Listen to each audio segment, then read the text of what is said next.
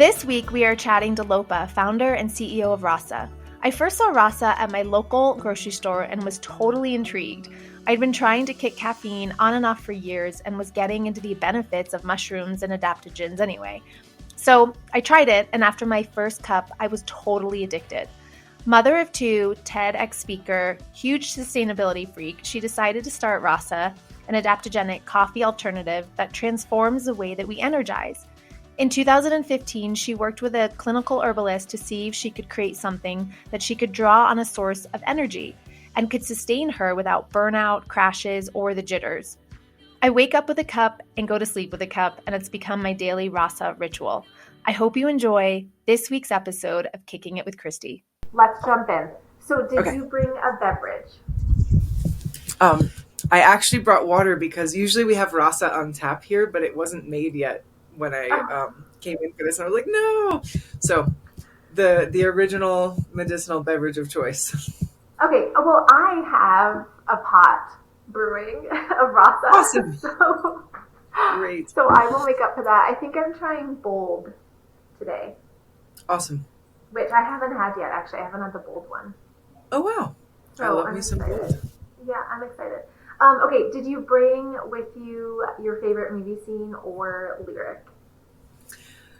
Yes. I mean, I brought with, I didn't realize there was, a lyric. I have a whole song that I love, but then I was like, do I sing the whole song? It's it'll take a minute.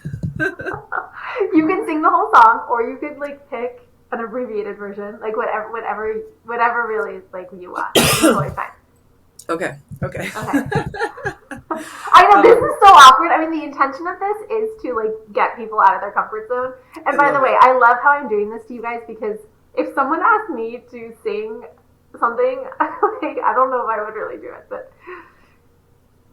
Yeah, I thought that was awesome, and I could totally feel that. And I was racking my brain over movie scenes, and I just couldn't think of anything. And then this one song just popped up really clearly, and I was like, all right. Okay, amazing. Okay, good. Yeah. Okay, so this is... You want me to go? Yeah, go. Okay, great. This is Hallelujah by Mamuse. It's a really, really beautiful duet song. So if you ever want to learn it and sing it with somebody else, it's absolutely beautiful. But I'm mostly best with the high part. And I'll just go until, I don't know, stop me or I'll stop myself. We'll see how it goes. Every time that I feel this way, this old familiar sinking, I will lay my troubles down by the water, where the river will never run dry. I'm gonna let myself be lifted. I'm gonna let myself be lifted. I'm gonna let myself be lifted. By and by I will lay my troubles down by the water, where the river will never run dry. Yay! That was so beautiful. I love that. I don't think I've ever heard that song before. It's a beautiful song, and there's several more verses too, so it's really worth listening to the whole thing. Okay, I'll listen to it after really we get off this. But so why did you choose that song? Why does that really resonate and speak with you? Because that concept of the river that never runs dry, that eternal wellspring of possibility and inspiration and love that's within us all, is part of the fuel for life and entrepreneurship. And when shit gets really hard. Oh, I should have asked you already. Can I swear? You can swear. Okay, great. I'm actually known to swear on these, and I've been trying really hard not to. But that sometimes it will slip out. So you're good. Yeah. We can always do a bell too, like a moo or a cowbell or something. You're good. I swear a lot. Me too. I'm working on it. Yeah. So yeah, when shit gets hard, that not my will but thy will, and just kind of surrender to bringing our troubles to the river that never runs dry, really resonates for me. I love that. So let's dig in there because I have so many questions. I'm really excited about this podcast. Well, actually, you know what? I'm going to do the questions on the fly first, and then we'll dive in. Okay, great. Podcast or books? Books. Driving or flying? Yes. To both? Okay. Caffeine. All depends on the destination, right? Yeah, you're right. Oh, you're right. Okay. Caffeine or caffeine free? Caffeine free. Run or power walk? Run. Yoga or meditation? Yes. To both. Same. Yes. Netflix or Prime? Netflix. What is your spirit animal?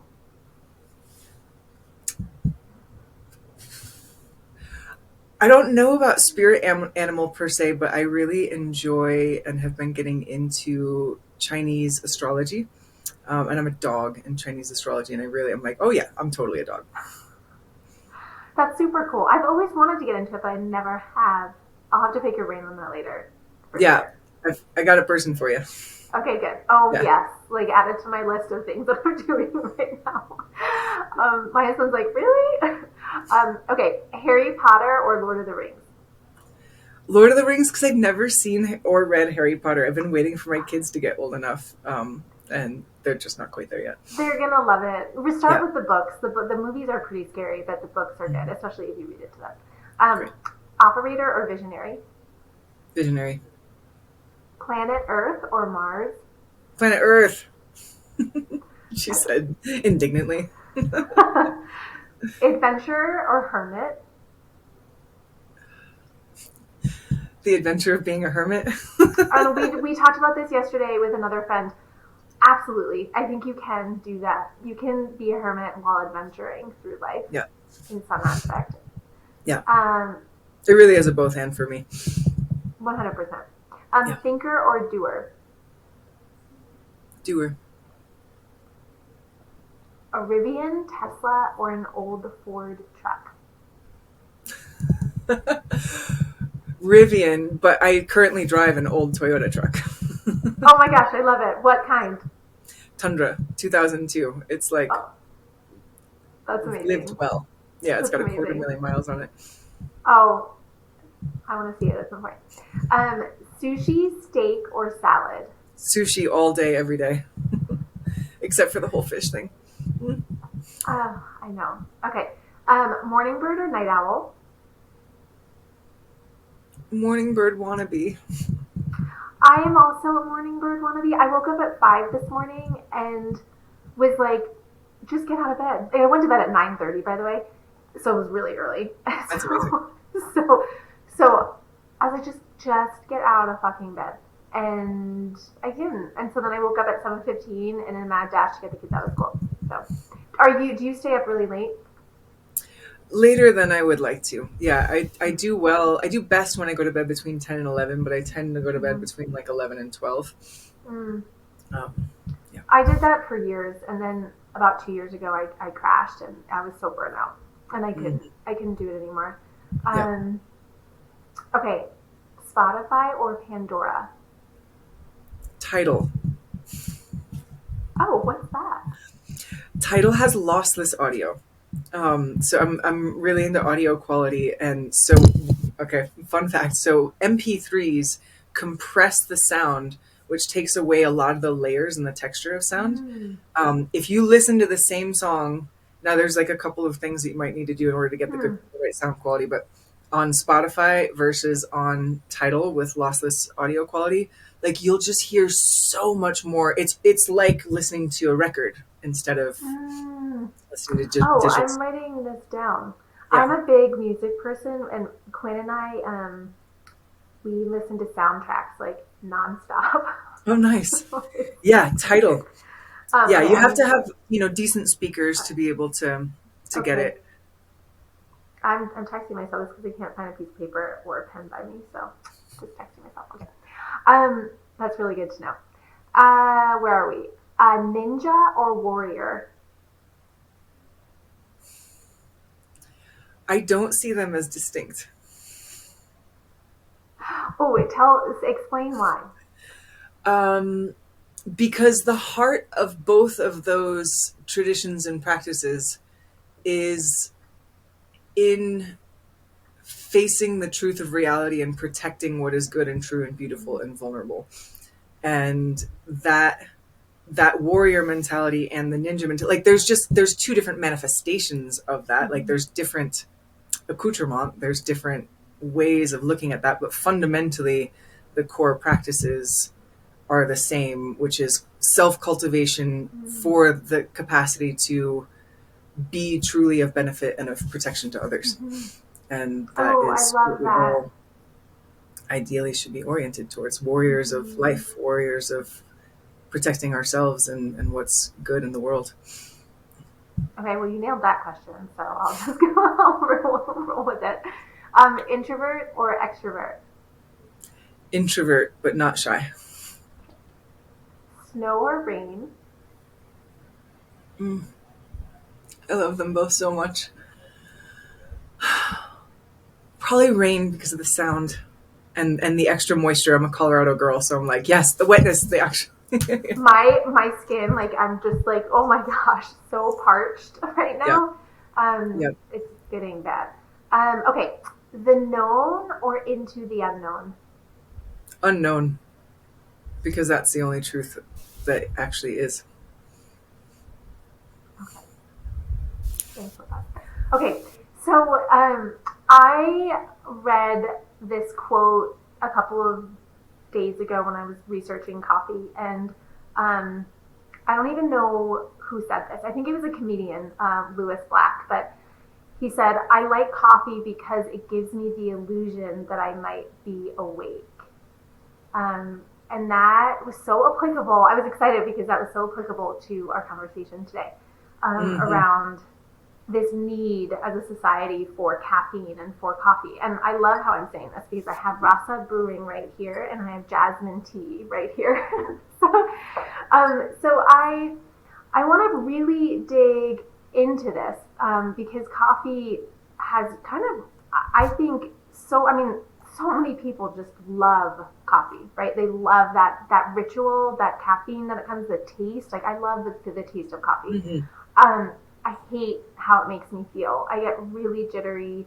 It throws my sleep off. I'm more irritable, and I can definitely see that in some people that I'm around who drink coffee. They will remain nameless, but the irritability I think really gets to people. But yet they need that to kind of like jolt awake. And it's kind of this drug without really using hardcore drug. It's a stimulant, right? To get you going, especially if you're really struggling, whether you're working 24/7 or you have little kids or you're studying for a test, like whatever it is, it definitely helps.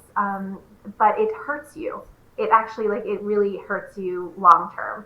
And so I wanted to kind of get into that. So the history of coffee is really fascinating to me, but I feel like we have so much context that I don't even know I want to get into the history of coffee. But if you want to give like a quick blurb of the history of coffee, if you know it, and then really the pros and the cons of coffee and why does this really impact us?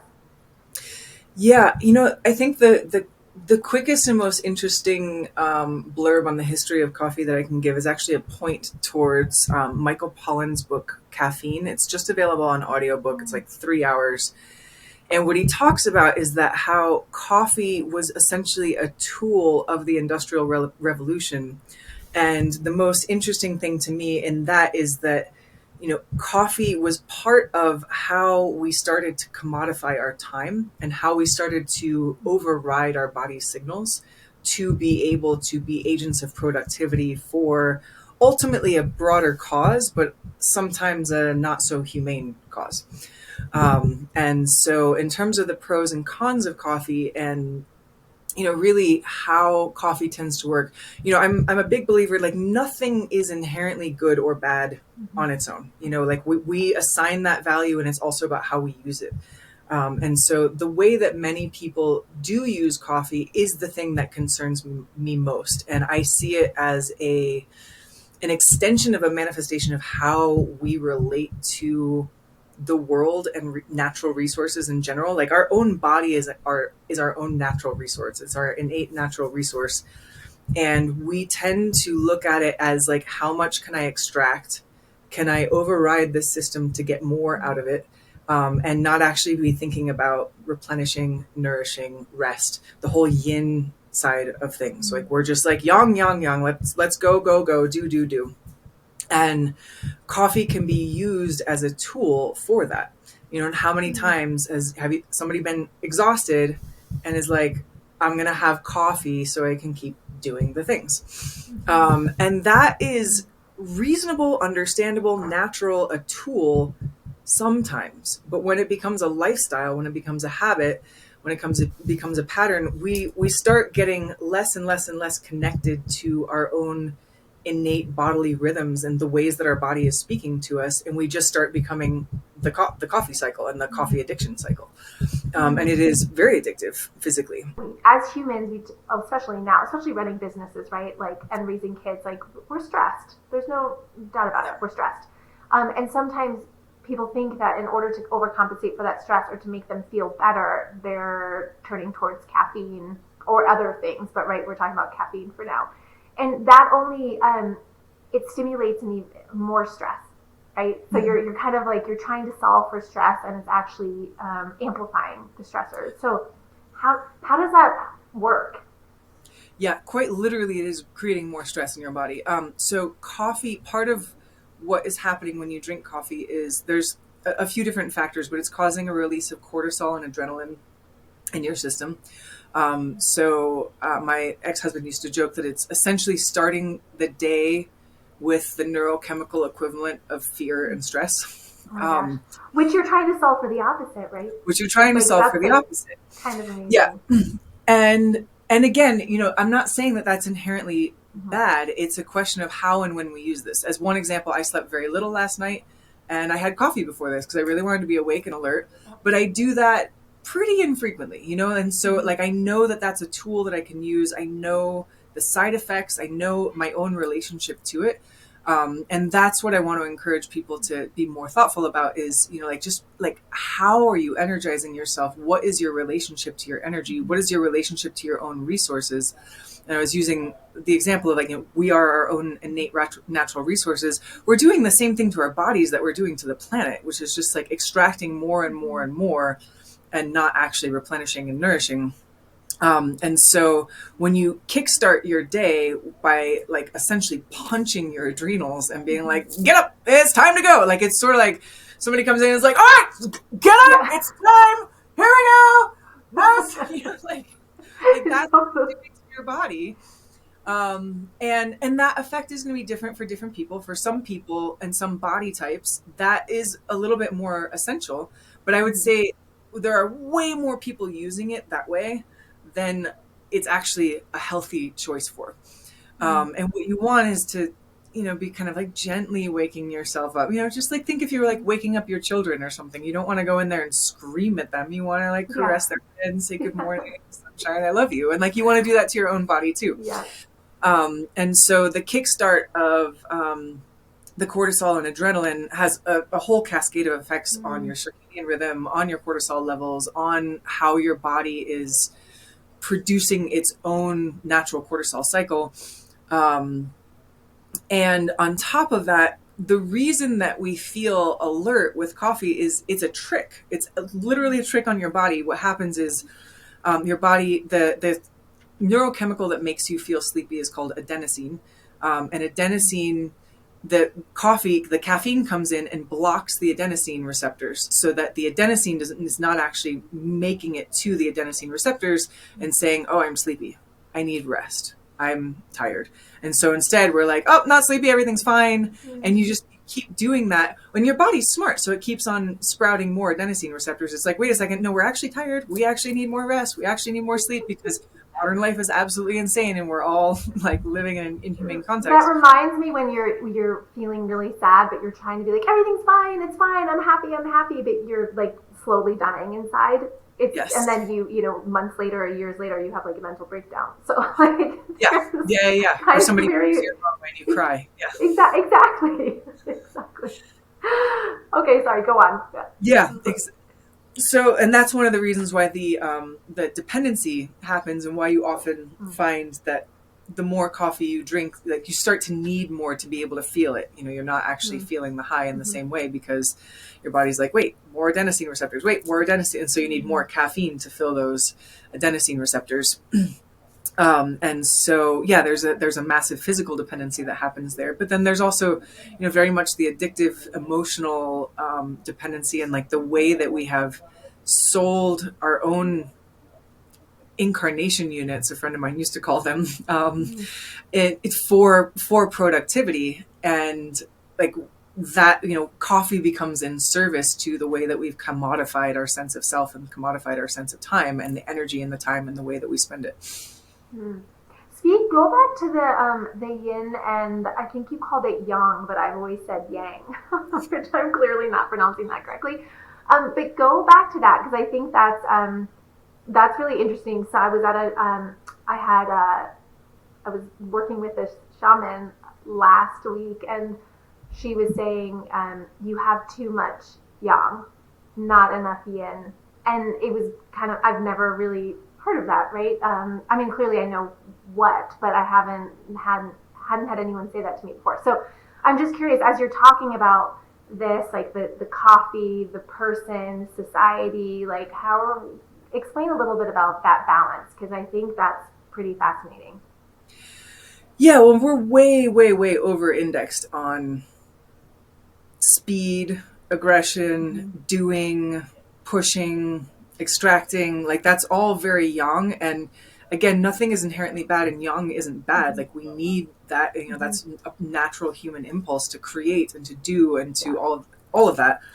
And in our society and human culture in general, modernity, like we're just really not, it's not even really cool, like in a certain way, to rest, to have more yin, to have that great spaciousness and that just total hosting of ourselves. And one of the things that I've been reflecting on a lot lately is, just how harsh we tend to be on ourselves, and how, we just really aggressively push ourselves beyond our limits, and not even just that, like, have these very high expectations, kind of, all these little ways that we have of berating and judging ourselves for having feelings, for our natural impulses, for being tired, for, all of those things. And the yin approach would be, there is this vast, open, spacious, loving hosting, and everything is okay and acceptable within that. And if we can host everything that shows up in ourselves, our uncomfortable feelings, our exhaustion, our, even our self-judgments, and just be gentle with ourselves, be kind with ourselves, we start to be able to do that with other people too. We start to be able to do that with our kids better. We start to be able to do that with our employees better. We start to be able to do that with people who have different political views better. And that's one of the things that I think is really missing in the world, or very underrepresented. Underrepresented. Well, it's a great explanation, because I think, given why I have so much yang, I guess, it's like running this business for 12 years, which is everything that you just defined is completely accurate. And then on top of that, you have to get stuff done in your daily routine with your kids. And there is no time to invite more yin. There just hasn't been for me. So, and I think that's kind of applicable to folks who really are leaning towards coffee, is that coffee only creates more of that go, go, go, go, go. Don't stop and reflect. Don't be more, don't judge yourself as much. If you can't get something done, you can't get it done. Like, you don't need coffee to kind of take you over to that other level to get it done, and then it just creates more stress to you. So, so thank you for that incredible explanation of why and how coffee works. Let's get into the history of adaptogens, and how did you get into this, and why are they so beneficial? Yeah, I like to say I got into adaptogens before they were cool. I've been taking adaptogens for almost 20 years. And initially through Ayurveda, I was studying and practicing and learning a lot about Ayurveda. And so I was taking ashwagandha and shatavari, and got myself through some really challenging health things with the help of herbs and really getting to know certain herbs. And then I had this boyfriend for a while who was really into adaptogens, and he used them in the way that I most don't recommend them, i.e. he would party really hard and then like take a bunch of adaptogens in the morning and be like, everything's fine. Everything's fine. Oh my God. So that is like class A, how not to use adaptogens. Yeah. They're not, there's actually a great and also animal cruel study, but it's very metaphorical, on mice, where they had mice and they had them swim in a bucket or something, and they put a ladder in there, and they would give the mice adaptogens, and some mice would use the adaptogens, like the adaptogen would give them the ability to swim longer before they drowned. Warning, trigger warning, animal cruelty.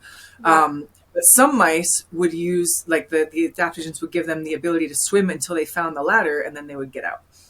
And so the point is, don't use adaptogens to substantiate and extend an unhealthy lifestyle that's not working for you. Don't use it to swim longer until you drown. That's just like coffee. That's using the tool in the wrong way.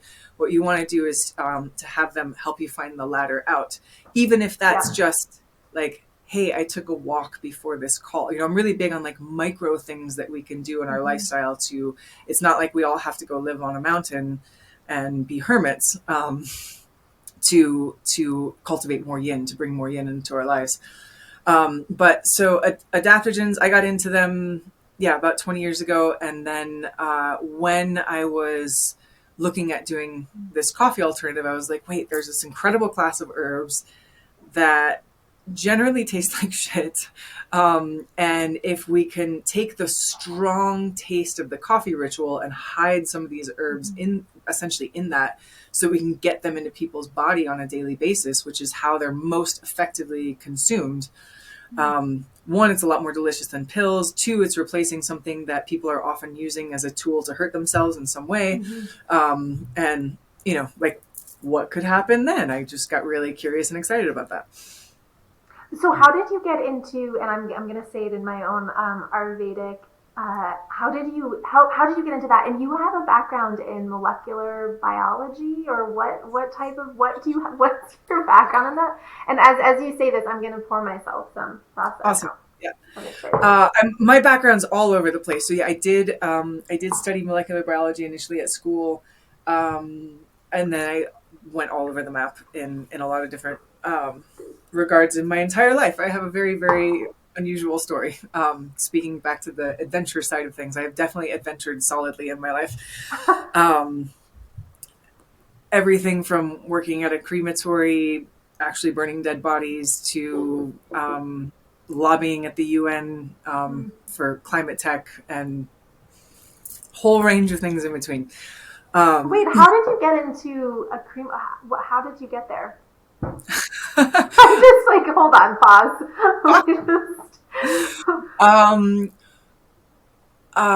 Craigslist is the short answer. The bigger picture is that as part of Dharma practice and meditation practice, you know, part of that is to be really intimate with death, and being intimate with the fact that we don't know what's going to happen at any moment, that our death could be closer than we think, and that brings us more aliveness. And so yeah, it was an extension of my spiritual practice. Was a very important part of my life, the central part of my life at that time.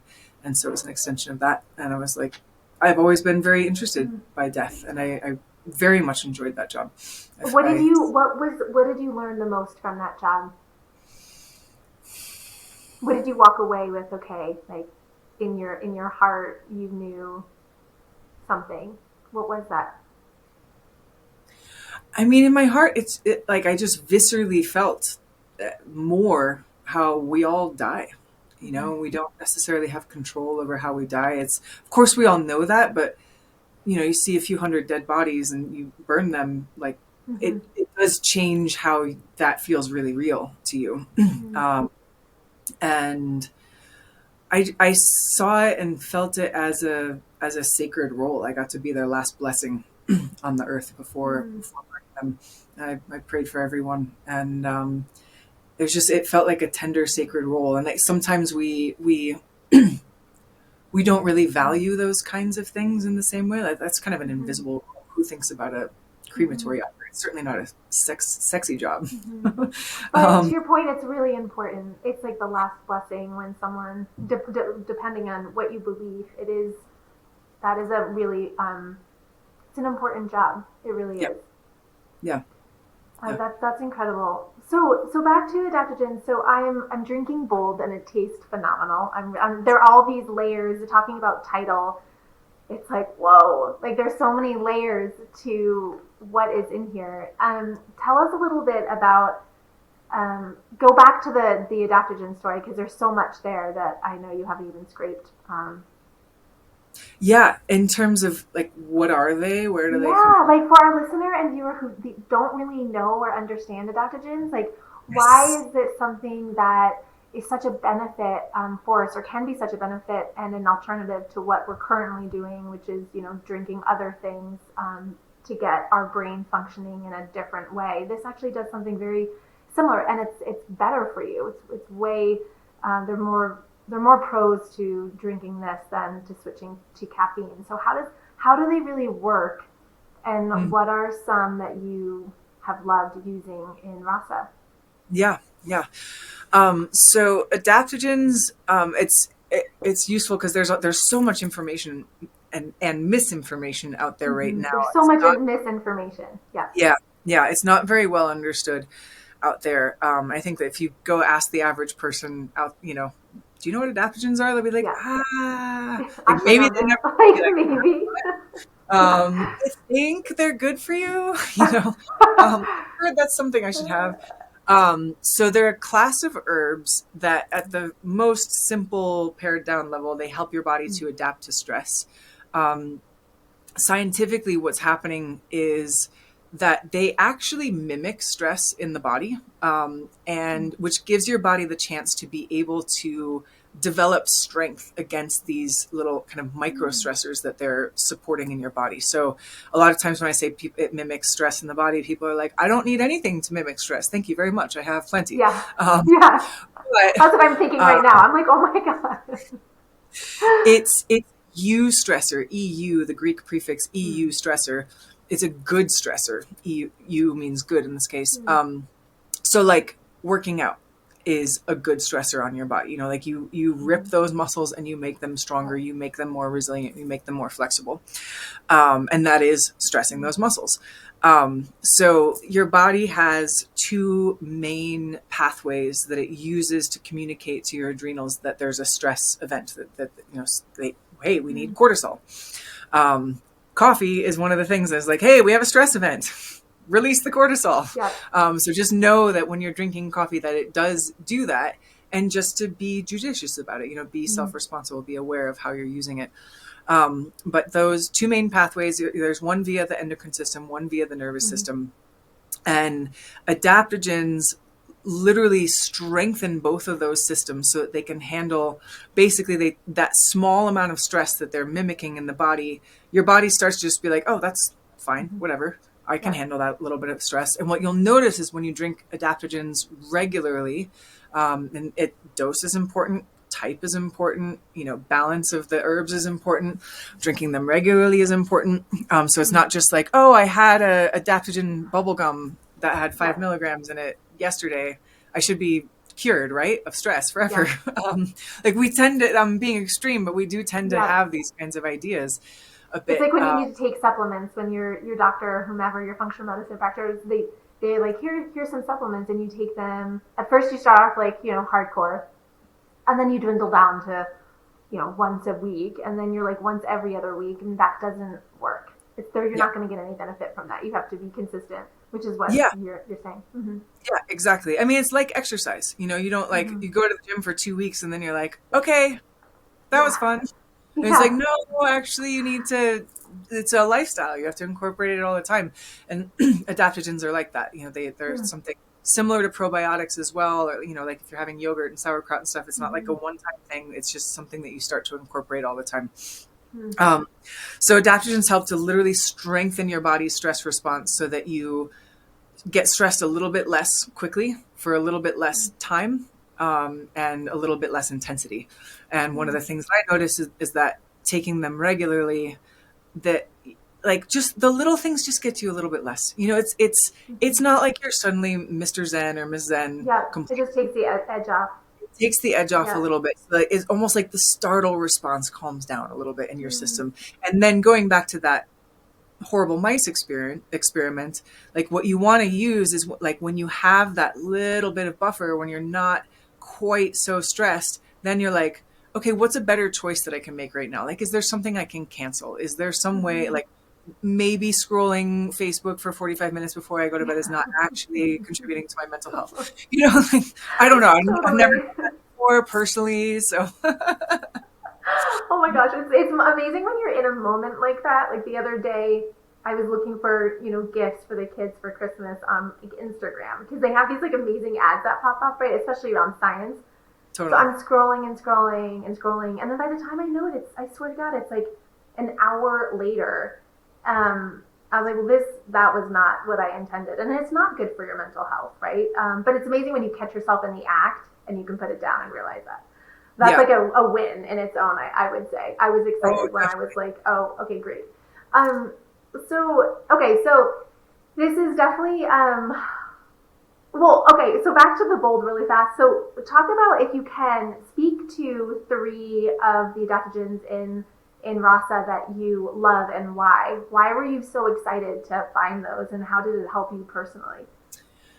Oh man. I mean, I'll start by saying that I'm not an herbalist. Our co-founder is a clinical herbalist, and it's really important because I think there's so much, there's information on the internet, and there's some, and adaptogens are trendy, and I get really annoyed sometimes because I see a lot of companies that are like, throw the trendy ingredients in there. And it's not like, it's very different when somebody's been deeply trained on the science, on the traditional use, and is actually communing with these plants over years to understand how they work in human bodies and how they work together too. Like that's another thing, right? Yeah, exactly. There's synergies. Like rhodiola on its own is an herb that I absolutely love, and it's incredibly drying. And if you have it by itself, it can actually increase anxiety.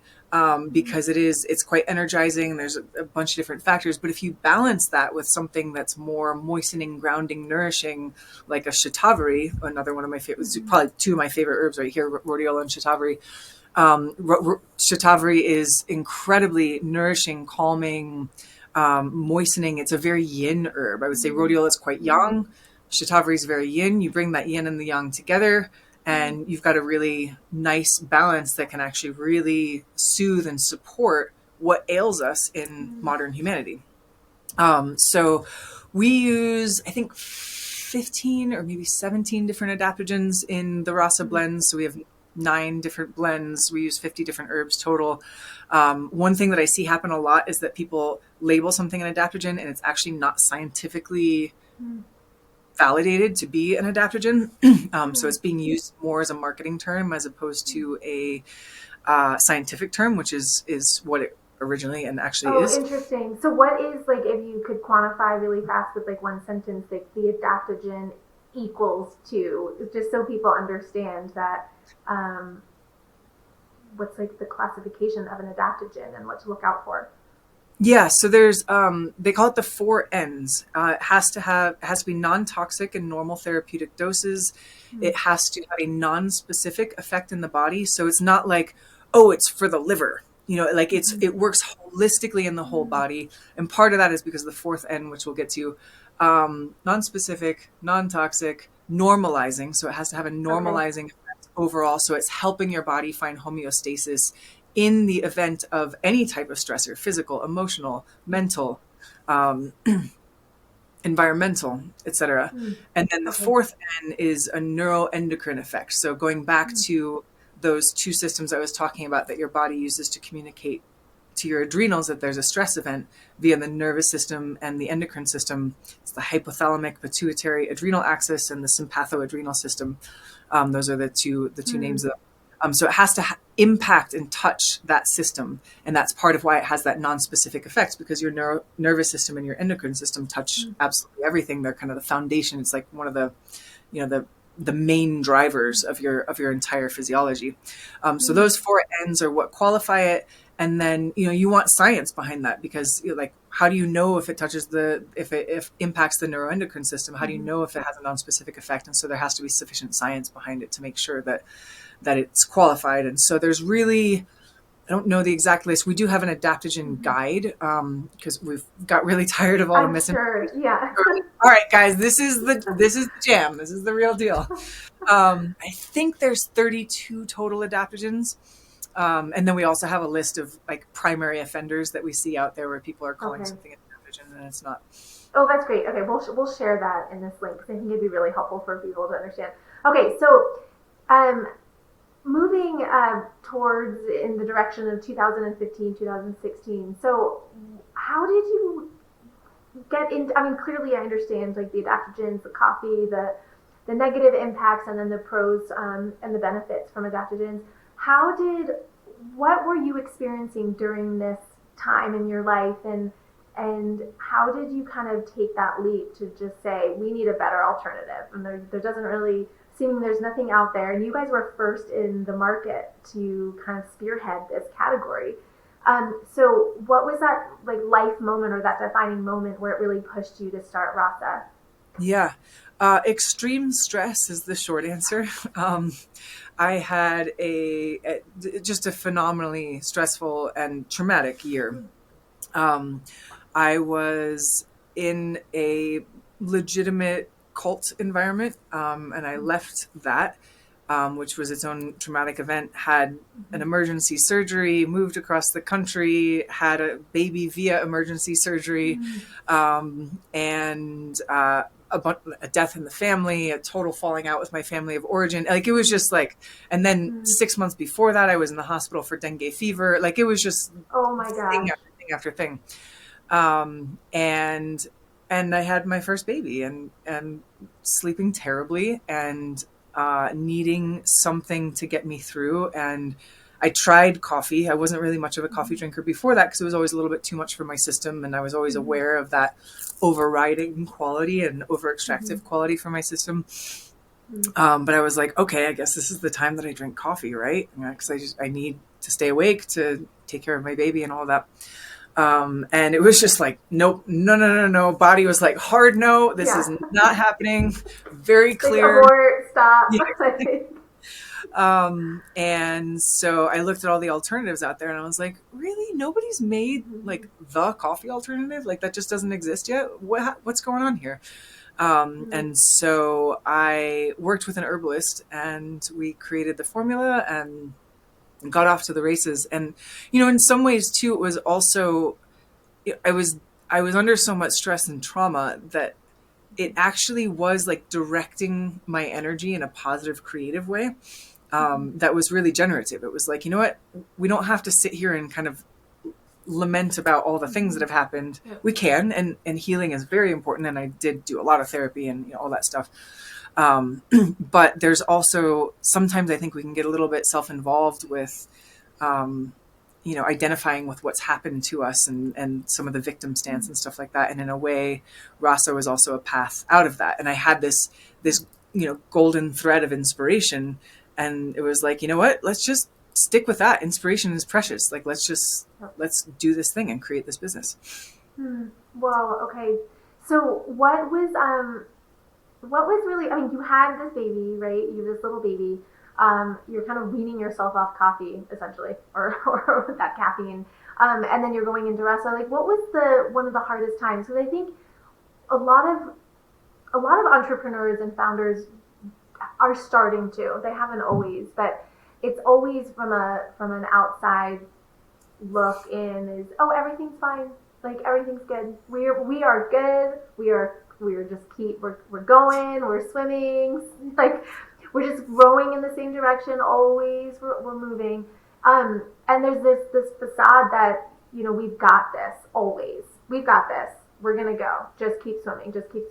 Everything's fine. And what we've kind of created from as a society is that we bury our emotions really deep. We don't feel vulnerable enough to talk about them. We think that it's shaming, or we're going to be shamed, or we're not as strong as maybe someone might perceive us to be because we're having a hard time. Like, this is hard, and we don't talk about it. And I think the past couple of years, or really the past 12 years of me running this, there have been a lot of moments where I'm like, shit, like this is really hard. And there's moments where you bury it and stuff it. And then there are moments where, someone asks you how you're doing and then you start crying, like you said in the earlier comment. But how have you been managing, your care and this idea around mental health is real. This is all a mental game that we play, just life in general. And Rasa and adaptogens actually really support that, and other things, of course, like obviously nature and exercise and eating right, and taking care of yourself, and therapy, right, for those who can do it. But what is your perspective on all this? Because this is really hard. Starting a business, educating consumers when you're the first to market is extremely difficult. At Quinn, we've gone through the same challenges. But how have you been able to just keep going with this, the idea around like, this is really hard? I'll start by saying, I mean, I have had so many moments of, I don't know if I can do this. I am being stretched beyond the absolute maximum of my total capacity. Being at my absolute edge and then being like, oh, great, I need to generate something creative now. Like, Yeah. I'm like squeezing water out of a rock. Like, there's nothing here to give.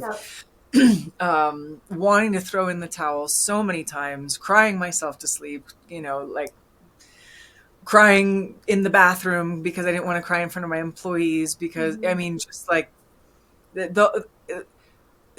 would be like, what's the hardest time? I'm like, I don't know, just pick a year, month, a week, a day. Exactly. Because there's hundreds, it's just so many, and it is really, really hard. And I really appreciate that you're bringing more of that into the entrepreneurial journey. Cause I can't tell you how, like, when I'm suffering and I go onto LinkedIn and everybody's like, we nailed this, we're in distribution. And I'm like, it's hard to be It's toxic. It's toxic. Like, I had to stop. I mean, I definitely post LinkedIn posts around some of our ag stuff that we're doing and some of the founder hardships, but I try really hard not to post those, like, we're in Target, like, we're at national distribution in Whole Foods, because those, the ones who are starting this journey, it's not real. Like, that took years of getting in, right, and years of work, and it's a toxic environment. It's all rah, everyone's winning. And it's like, no, like, no one is winning. This is fucking hard. Yeah. So, and that's more of the harshness too. That's more of the actually being unkind to ourselves by only presenting a certain aspect of reality, which is not the totality of it. And we all know that. And like, that's what social media does, and, all of that. Right. So I do, speaking of, one of the ways that I do take care of my mental health is, I'm not really on LinkedIn.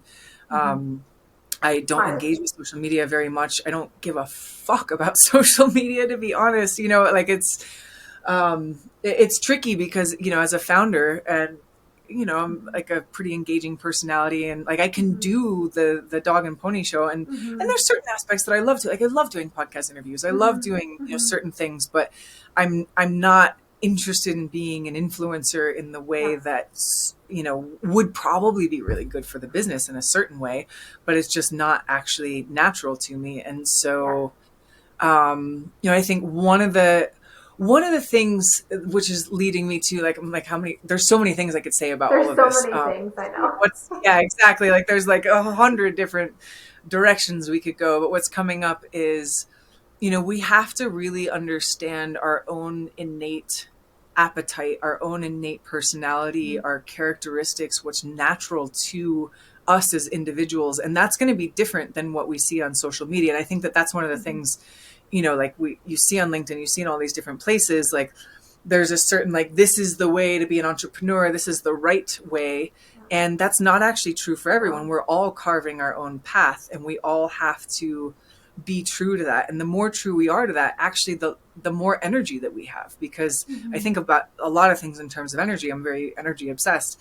And when we're crossing ourselves in any way, shape, or form, it takes additional energy, and we're like cultivating something that's like against the vector of our being.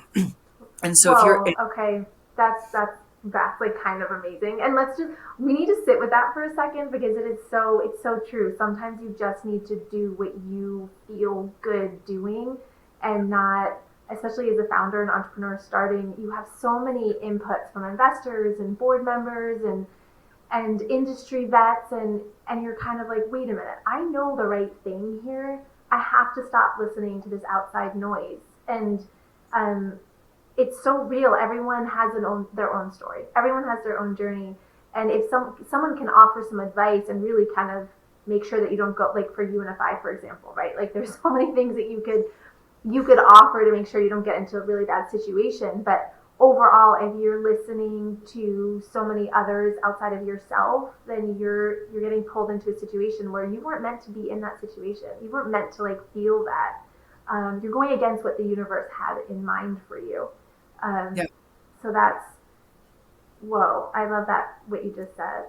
Okay, so keep going, because how have you managed the stressors? And I think that you got into, or you have been doing a martial art practice, where I won't even pretend to pronounce that right now. So dive into that, because I think that's something that you do. And then I think that you're really big into meditation and yoga. So I think making time for yourself, I also find really important. I didn't make a lick of time for myself, I think, for like 10 years. And it was definitely detrimental for a lot of reasons. But how do you make time for yourself, and what has really helped you when you're on your path? I'll echo that by saying for probably 5 years, zero time for myself. Like, some of that time having a toddler and an infant and a startup, I'd be like, okay, I brushed my teeth today. All right, I did some self-care. That's good.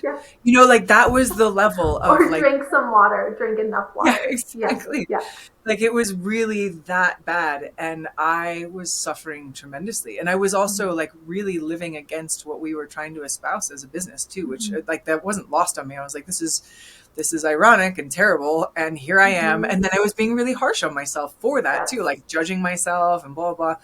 And going back to this question of living our own lives and being aligned with our own fate, like or adopting what we think it should be. We all have this idea, and it's substantiated in so many different ways of what entrepreneurship is supposed to be, what it means to be a founder. And that means running yourself into the ground. That means 80-hour work weeks. That means you don't have time for family. That means all these sacrifices. And I had a turning point. There was a series of turning points, but there was one particular turning point last summer where I took a retreat, and I spent a full week in nature by myself, doing lots of meditation practice and all of that. And I got so much more in touch with myself. Like it was really hard to actually do that. Be like, okay, I can do this. I'm like actually not going to check in on the business. I'm actually taking the time off. Every vacation before that. That's incredible. Yeah, you're always working. Yeah, I was working. Like they never actually felt like a vacation, because it would be 25 to 75% of my time I was working. And so this was the first time that I actually really unplugged and gave myself that full permission, because I knew that it was an emergency otherwise, like there was some level of that. And I came back and I was like, I cannot go back to that. And I started to feel the somatic sensations of like what it was like to go back into that stress. Like I had those moments and I was like, no, we are not doing that. Like whatever it is, like that is my trigger. That is my body telling me that this is where we back off. This is where we just say, it's okay. Like, and going back to the question about meditation and about mindset fundamentally, like I detached a bit, I started to get less attached to the results. Like it has to be a certain way. It has to have this level of success. We have to have this revenue, run rate, whatever. And just was like, is anybody going to die? Like that, am I in a life or death situation if we don't hit this revenue number? No, actually not. Yeah. And so can I just like let the business be what it wants to be and let myself be what I want and need to be and what I'm here to be, and follow that in a moment to moment way and let myself be who I am, not who I think I should be as a successful entrepreneur. And that was, all of that was a major turning point. There was another major turning point too, where somebody on my team stepped up to become general manager, which took a lot of things off my plate and was like, oh, okay, I don't have to make sure every little thing happens. Yeah. Fuck. It's hard because like I think as founders we're complete control freaks. So I'm going through that process right now. But it's amazing when you don't have to wake up and realize, well, did a cassava shipment get on the truck, and is it actually at our plant? Like those little things that are just like they constantly brew, and you're constantly thinking about it. It's amazing when someone else can just take care of that, right? Yeah. Which allows you to be more to your true self and really kind of spearhead the business from a different lens, which I think is really important. I mean, you just mentioned something about like, not showing up as your true self. It's this founder that we think we need to be. This female entrepreneur that we think we need to be, especially for us, like raising money for like 12 years. It was always, you're always leading with this like aggressive, like this is what I need to be. I need to be this powerful female entrepreneur. And it's like, well, I am that way, but that's not who I really am. So you're faking it. You're really faking it. So meditation. I've been flirting with meditation for a very long time, for like 15 years. And finally I'm just starting to try and do daily. It's really hard because I'll do daily and then fall and then I won't do it. But I'm really trying to stick to it. How does that kind of rewire your brain over time, and how have you found success in meditation? Just what does that do to your brain? It's kind of the same thing with like as caffeine and adaptogens do different things. Yeah. I mean, my own brain and my own experiences, it gives me an anchor point to something that's more than just my limited sense of self. And the reason that I do any kind of seated practice, and you mentioned or any kind of practice, you mentioned my martial art, which is kalari. It looks like kalari, but the correct pronunciation is kalari. Okay. It's good because I was definitely going to say kalari. Yep. Most people do. And in America, people will be like, oh yeah, okay, I get it. But actually it's quite not very well known. It's an ancient Indian martial art. And it almost got wiped out by the British when, under British rule. And so now it's starting to kind of make its way back.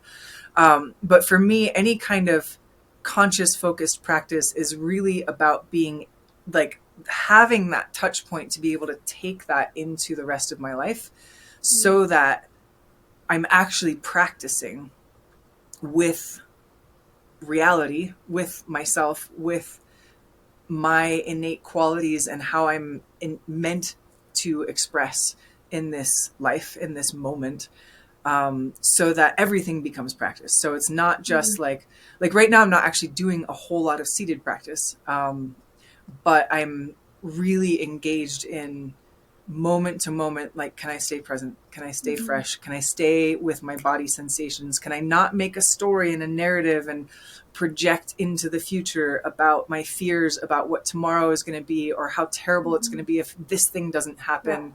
Can I relax my expectations on reality and just let it be as beautiful, wild, wonderful, chaotic, terrible, miserable, all of it that it is, without having to